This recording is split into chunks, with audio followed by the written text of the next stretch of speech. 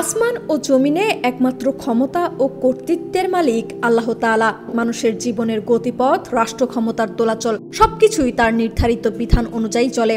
পৃথিবীতে আমরা অনেককেই ক্ষমতাধর, প্রভাবশালী বা প্রভুত্বকারী হিসেবে দেখে থাকি, কিন্তু কোরআন আমাদের বারবার স্মরণ করিয়ে দেয় ক্ষমতা প্রদান কিংবা তা কেড়ে নেওয়ার অধিকার একমাত্র আল্লাহর। সূরা আল ইমরানের ২৬ নম্বর আয়াতে বর্ণিত, হে আল্লাহ, তুমি সার্বভৌম ক্ষমতার অধিপতি, যাকে ইচ্ছা রাজত্ব দাও, যাকে ইচ্ছা ক্ষমতাচ্যুত করো, যাকে ইচ্ছা মর্যাদা দাও এবং যাকে ইচ্ছা অপমানে পতিত করো।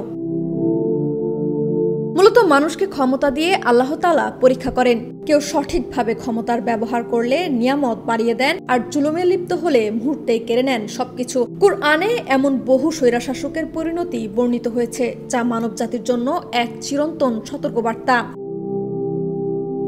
এর মধ্যে প্রথম উদাহরণ দাম্ভিক নমরুদ। ৪০০ বছরের শাসক এই জালিম নিজেকে প্রভু দাবি করেছিল, এমনকি আল্লাহকে ধ্বংস করতে আসমান স্পর্শী টাওয়ার নির্মাণের দুঃসাহসও দেখিয়েছিল।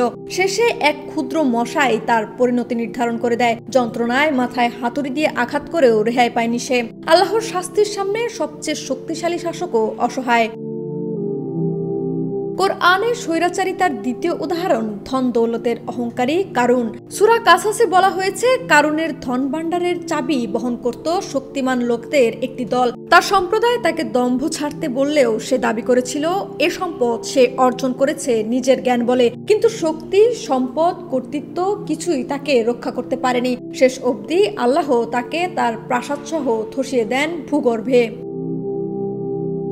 তৃতীয় উদাহরণ উদ্ধত ফেরাউন। মুসা আলাইহিস সালামের যুগের স্বৈরাচার ফেরাউন নিজের জনগণের উপর সীমাহীন নির্যাতন চালিয়ে নিজেকে দেবতা দাবি করেছিল। কোরআন জানায়, ফেরাউন ও তার বাহিনী অহমিকার সীমা অতিক্রম করেছিল। অবশেষে আল্লাহ তাকে এবং তার সৈন্যদলকে সাগরে ডুবিয়ে শাস্তি দেন, যাতে পৃথিবীর মানুষ বুঝতে পারে জালিমের শেষ পরিণতি কত ভয়াবহ।